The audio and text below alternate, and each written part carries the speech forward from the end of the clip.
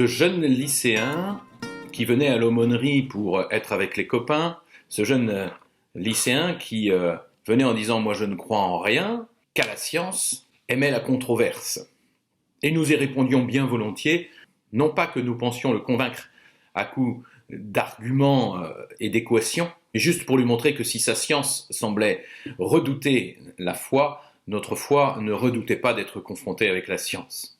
C'est ce même jeune lycéen qui, quelques mois après, depuis ses vacances, m'envoie un texto dans lequel il disait en substance « Don Grégoire, je suis actuellement au sommet du mont machin, forcément, Dieu existe. » Ça, c'est le don d'intelligence qui l'a inspiré.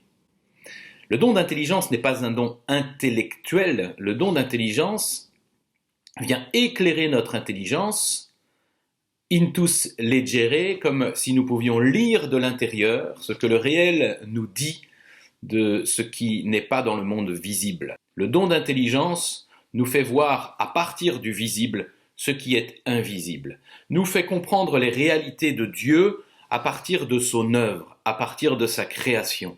Combien de fois dans l'Évangile ou dans les Actes des Apôtres, nous entendons de tel ou tel que tout d'un coup il se met à voir ce qu'il ne voyait pas, comme si des écailles lui étaient tombées des yeux. C'est le don d'intelligence qui est venu les éclairer et leur faire voir au-delà du visible.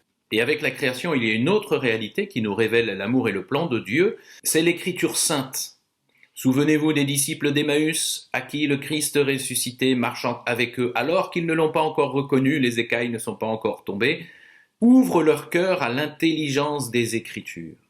Demandons ce don de l'intelligence lorsque nous ouvrons la Bible pour voir ce que cela nous révèle de Dieu et du coup de notre vie avec Dieu. De même, la vie de l'Église et des sacrements nous révèlent aussi Dieu et sa grâce. Tous les signes des sacrements sont à la fois des signes et l'accomplissement de ce qu'ils signifient. Il nous faut avoir ce regard de foi. Face au doute ou face à l'incompréhension que rencontre parfois notre vie devant les événements, invoquons l'esprit d'intelligence. Demandons que toute l'œuvre du Seigneur nous enseigne ce qu'il est. Son œuvre dans la création, son œuvre dans les sacrements de l'Église, dans l'Écriture sainte et la révélation. Pour conclure, ce sera le psaume 18 qui nous dit comment la création tout entière nous parle de son Créateur.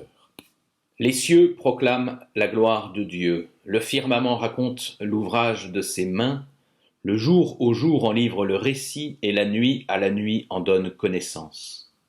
Pas de paroles dans ce récit, pas de voix qui s'entendent, mais sur toute la terre en paraît le message, la nouvelle aux limites du monde.